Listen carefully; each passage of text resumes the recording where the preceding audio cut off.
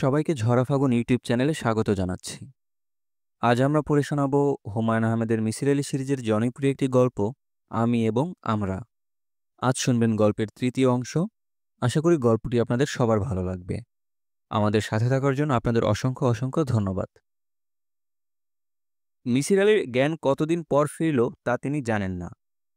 চোখ মেলে দেখলেন প্রশস্ত একটি ঘরে তিনি শুয়ে আছেন। বিছানা অপরিচিত, চারপাশের পরিবেশ অপরিচিত। পায়ের কাছে মস্ত কাচের জানালা, জানালা বন্ধ। কাচের ভেতর দিয়ে রোদ এসে তার পায়ে পড়ছে। খুব আরাম লাগছে। তার গায়ে সুন্দর একটা কম্বল, কম্বল থেকে ওষুধের গন্ধ আসছে। তিনি প্রচণ্ড ক্ষুধাও বোধ করছেন। মনে হচ্ছে দীর্ঘদিন তিনি কিছু খাচ্ছেন না। মিসির আলি চোখ বন্ধ করলেন। ঘরে প্রচুর আলো। এত কড়া আলোতে বেশিক্ষণ তাকিয়ে থাকা যায় না। কেমন আছেন মিসির আলি সাহেব? জি, ভালো। আপনার জ্বর পুরোপুরি রেমিশন হয়েছে।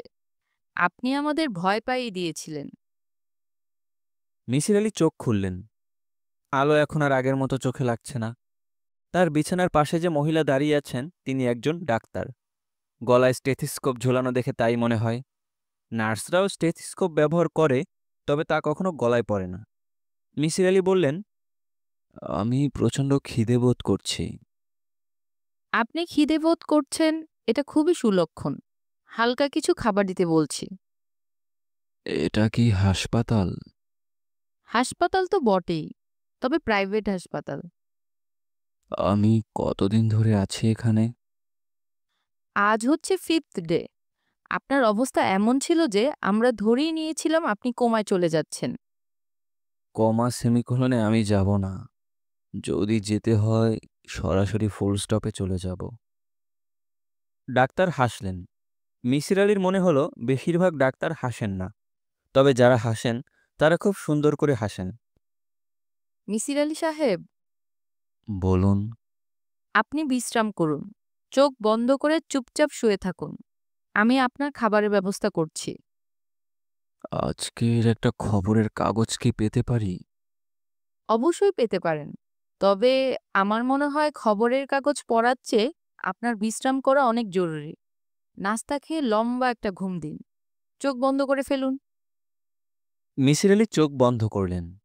তার অনেক কিছু জানার ছিল। কে তাকে এমন এক আধুনিক হাসপাতালে ভর্তি করিয়ে দিল?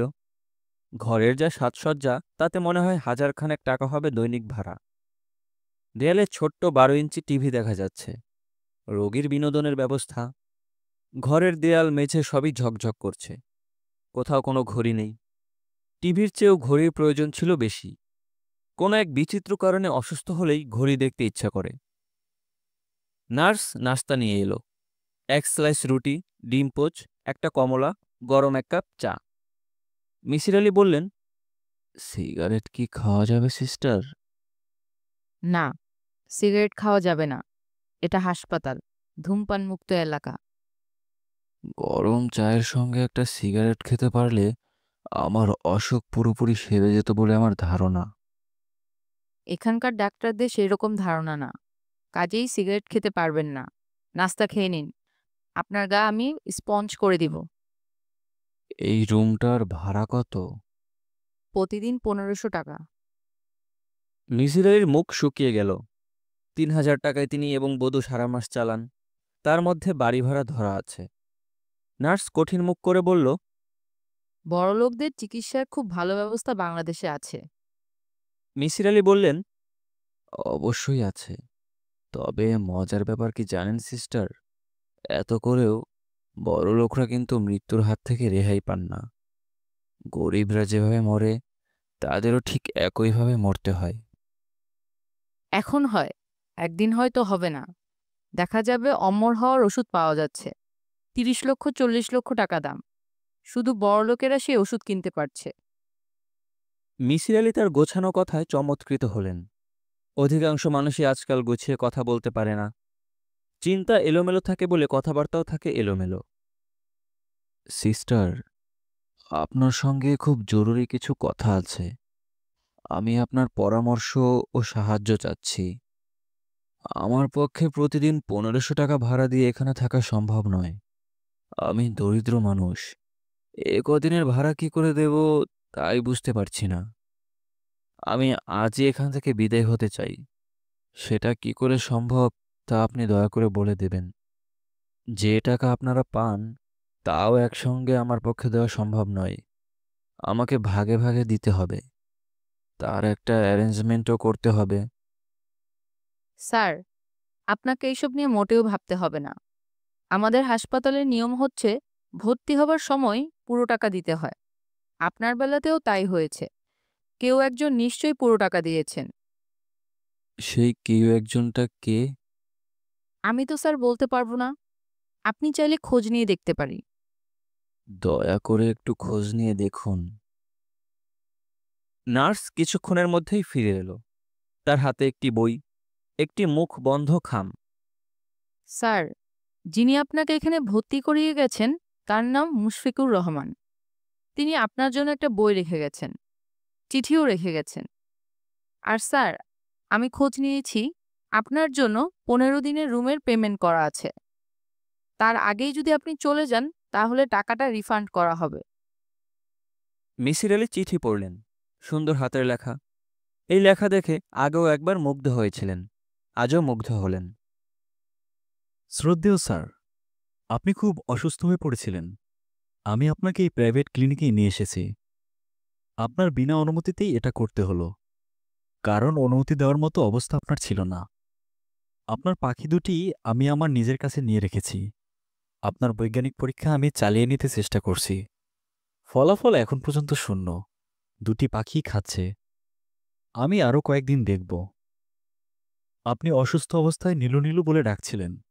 ভদ্রমহিলার ঠিকানা জানার জন্য আমি আপনার কিছু কাগজপত্র ঘাটাঘাটি করেছি। এর পেছনে অন্য কোনো উদ্দেশ্য ছিল না।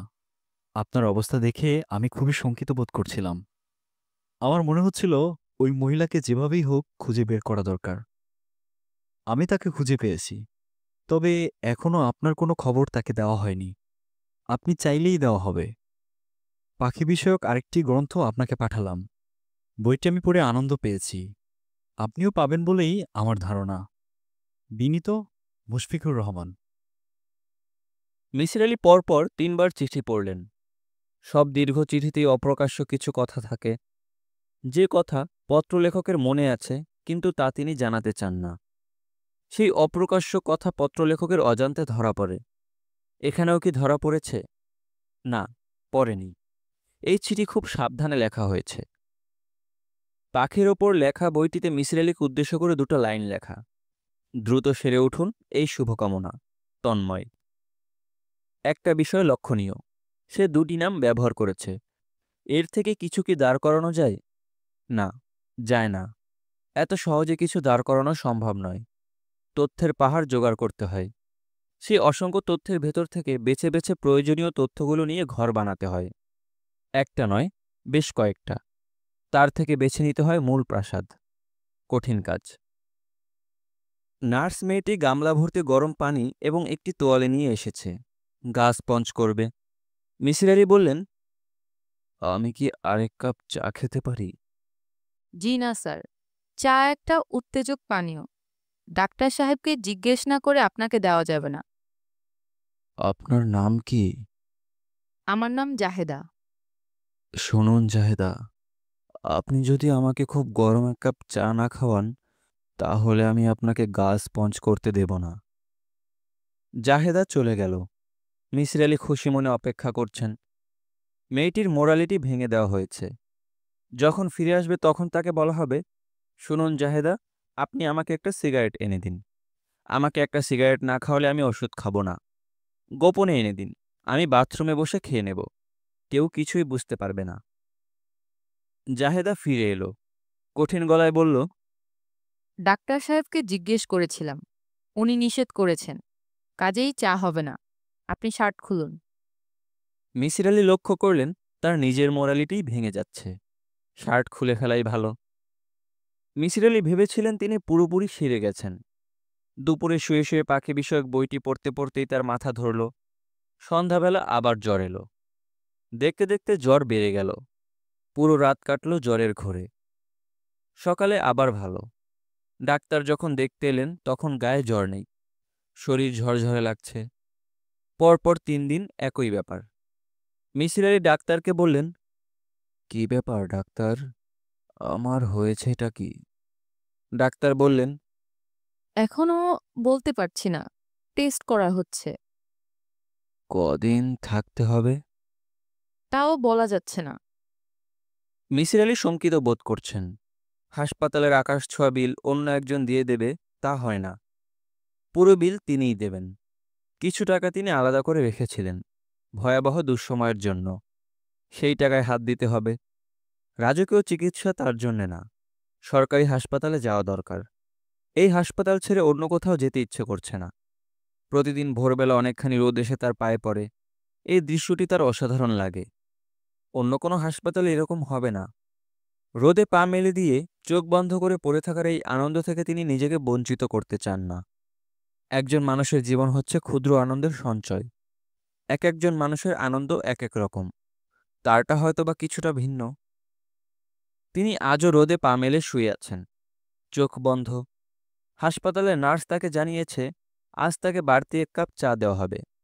শুধু তাই না, সিগারেটও দেওয়া হবে। তবে সিগারেট খেতে পারবেন না, হাতে নিয়ে বসে থাকবেন। তাই বা কম কি, তামাকের গন্ধ নেওয়া হবে। কেমন আছেন স্যার? মিসির আলি চোখ না মেলেই বললেন, ভালো। আমাকে চিনতে পেরেছেন? পেরেছি। আপনি মুশফিকুর রহমান। বসুন। চেয়ার টানার শব্দ হলো। মিসির আলি ফুলের গন্ধ পেলেন। মুশফিকুর রহমান তার জন্য ফুল নিয়ে এসেছে। টেবিলে ভারী কিছু রাখার শব্দ হলো। ফুল নয়, অন্য কিছু। ফল হতে পারে। কি ফল? কমলা হবে না। কমলার ঘ্রাণ তীব্র। তিনি গন্ধ পাচ্ছেন না। সম্ভবত আপেল এবং কলা। না, কলা হবে না। আপেল এবং কলা এক ঠোঙায় আনা হবে না। তিনি একটি ঠোঙা রাখার শব্দ শুনেছেন। হয়তো আপেল। না, আপেলও হবে না। তিনি যে শব্দ শুনেছেন তাতে মনে হয়েছে শক্ত কিছু রাখা হয়েছে, যেমন ডাব। তবে ডাব হবে না। ডাব কেউ টেবিলে রাখবে না, মেঝেতে রাখবে।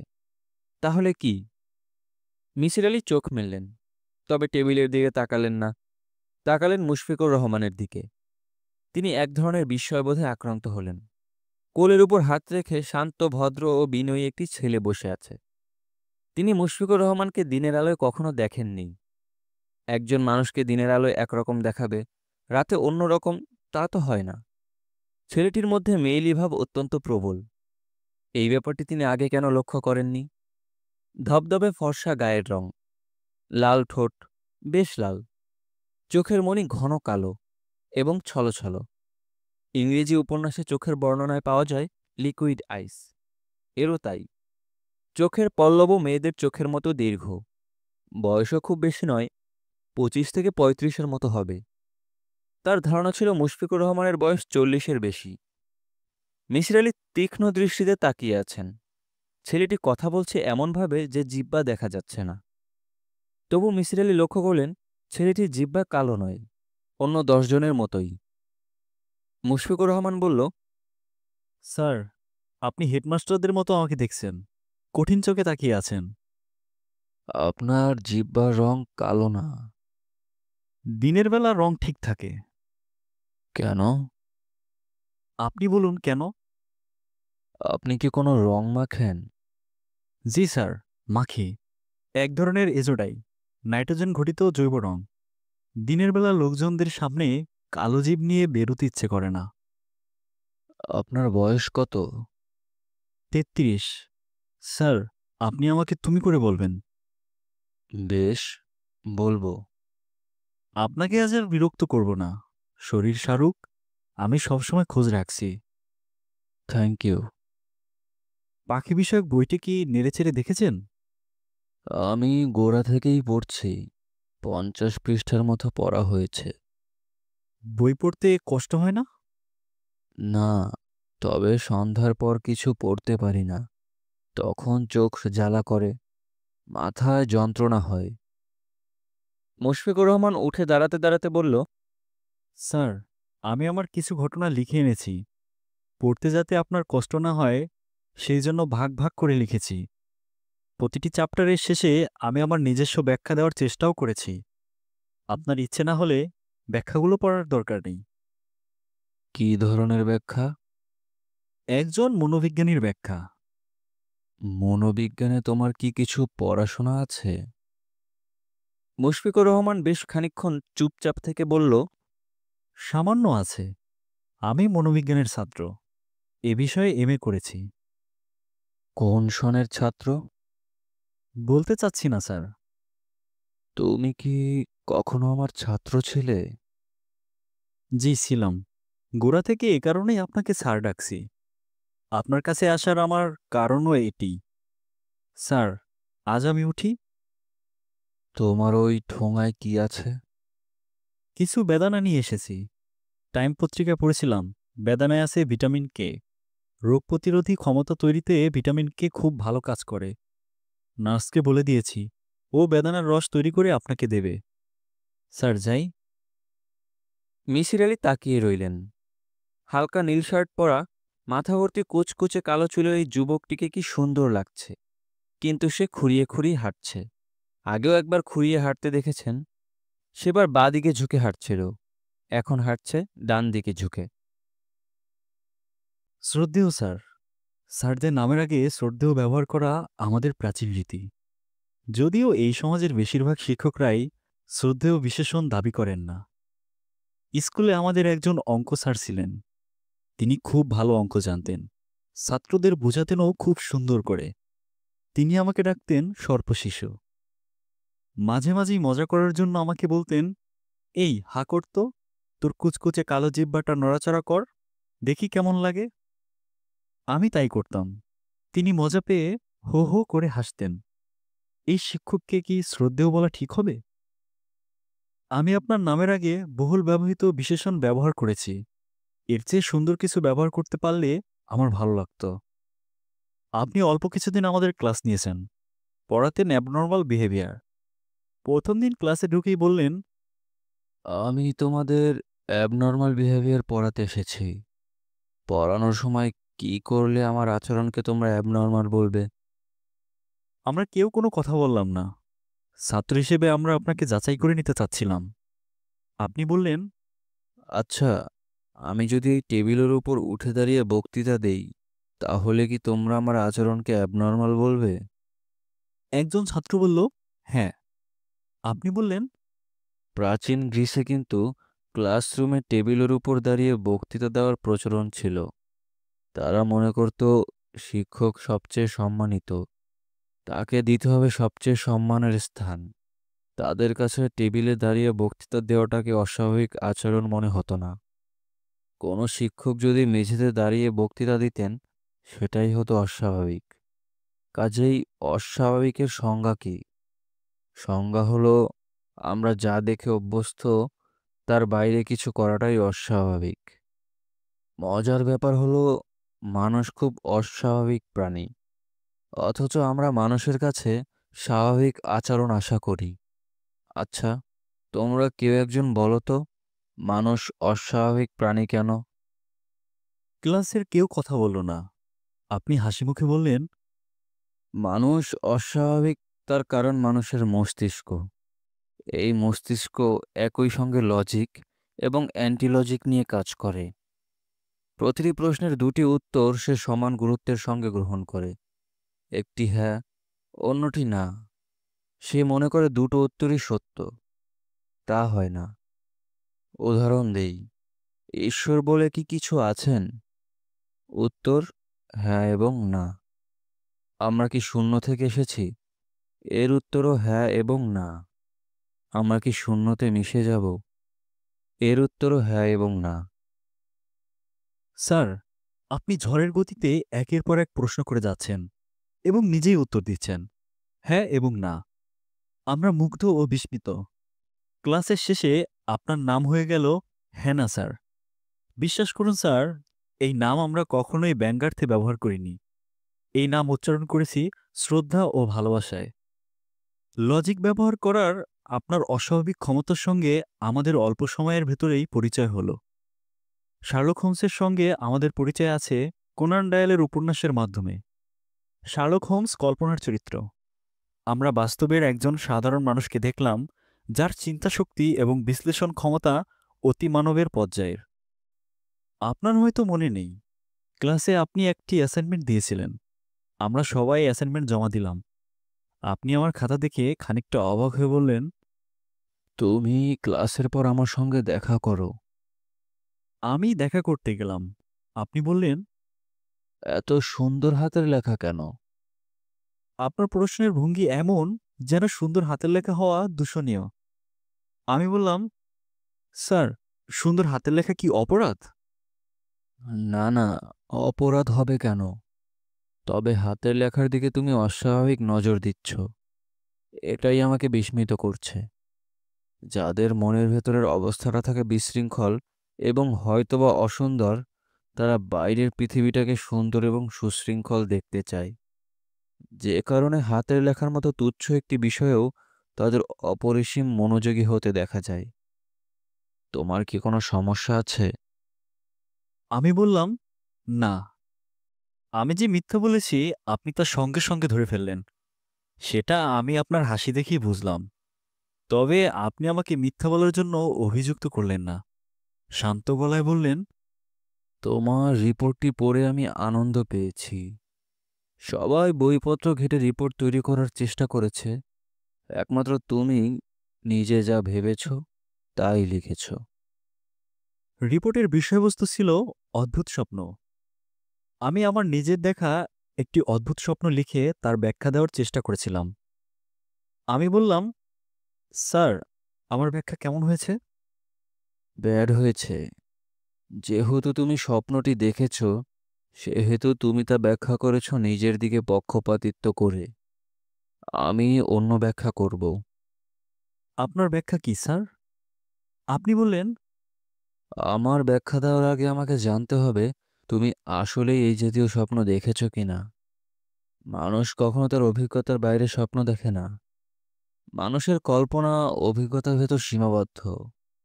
একজন শিল্পীকে তুমি যদি দৈত্যের ছবি আঁকতে দাও, সে একচোখা এক দৈত্যের ছবি আঁকবে যার দুটি শিং আছে। তুমি খুব মন দিয়ে লক্ষ্য করলে দেখবে দৈত্যের হাত পা দেখাচ্ছে মানুষের মতো, কপালের চোখটা বিড়ালের মতো, মাথার শিং দুটি গরুর মতো। অর্থাৎ শিল্পী তার অভিজ্ঞতাই কল্পনায় ব্যবহার করেছেন।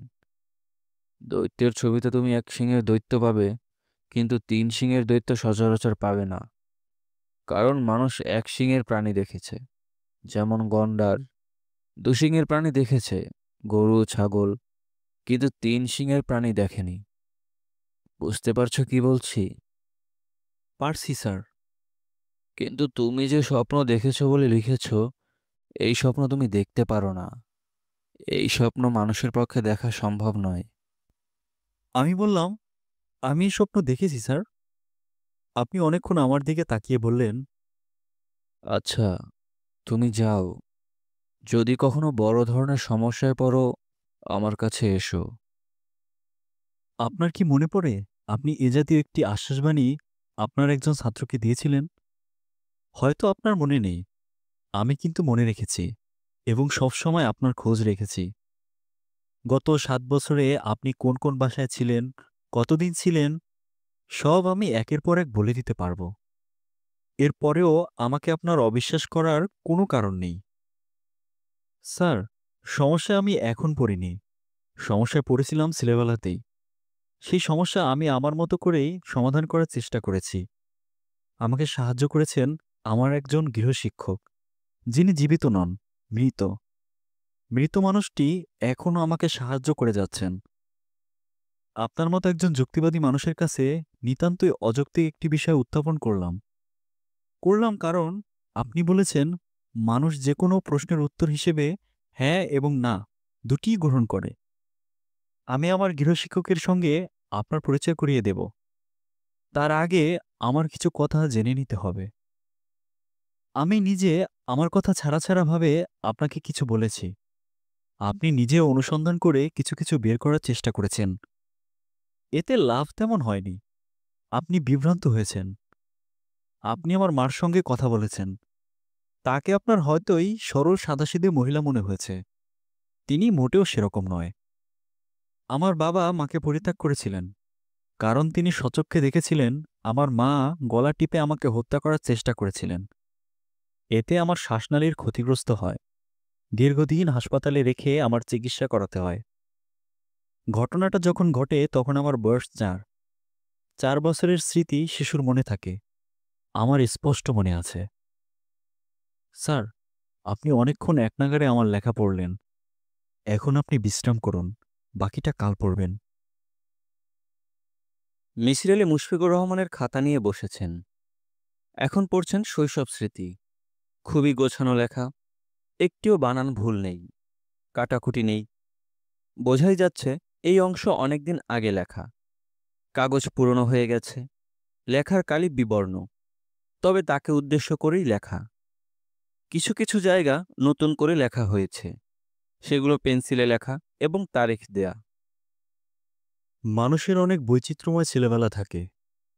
ম্যাক্সিম গোর্কির ছেলেবেলা কেটেছে তার দাদিমার সঙ্গে পথে পথে ভিক্ষা করে। আমার ছেলেবেলার শুরুটা ছিল সরল ঘটনাবিহীন। আমি ছিলাম সঙ্গীহীন, বন্ধুহীন।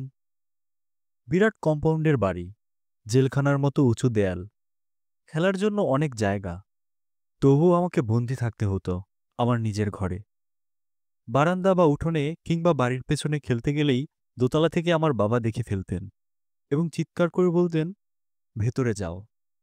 আমি দৌড়ে নিজের ঘরে চলে যেতাম। নিঃসঙ্গ শিশু নিজের খেলার সঙ্গী নিজেই তৈরি করে নেয়। আমার অনেক কাল্পনিক সঙ্গী সাথী ছিল, এদের সঙ্গেই খেলতাম। আমার সবচেয়ে প্রিয় জায়গা ছিল খাটের নিচের অন্ধকার কোণ। ঘন্টার পর ঘন্টা আমি খাটের নিচে বসে কাটিয়েছি। মাঝে মাঝে সেখানেই ঘুমিয়ে পড়তাম। আমাকে দেখাশোনার সম্পূর্ণ দায়িত্ব ছিল সর্দার চাচার। আপনাকে আগেই তার কথা বলেছি। তিনি সারাক্ষণ আমাকে চোখে চোখে রাখতেন। বাড়িতে সর্দার চাচা ছাড়াও আরও কিছু মানুষজন ছিল। মালি ছিল, দারোয়ান ছিল, রান্নার লোক ছিল। তাদের কেউ আমার কাছে আসতে পারত না। সর্দার চাচা বাঘের মতো লাফিয়ে উঠতেন। বাবা সর্দার চাচাকে খানিকটা সমীহ করতেন।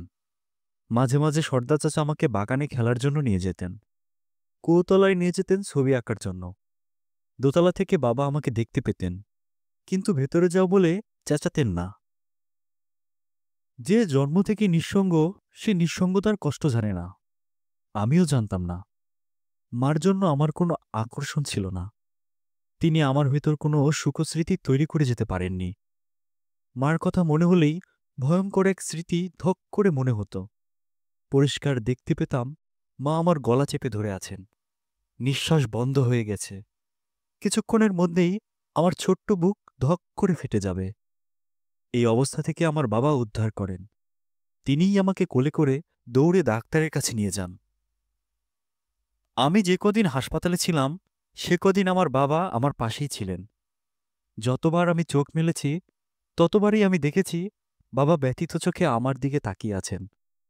হাসপাতালের ওই কটা দিন আমার শৈশবের শ্রেষ্ঠতম সময়।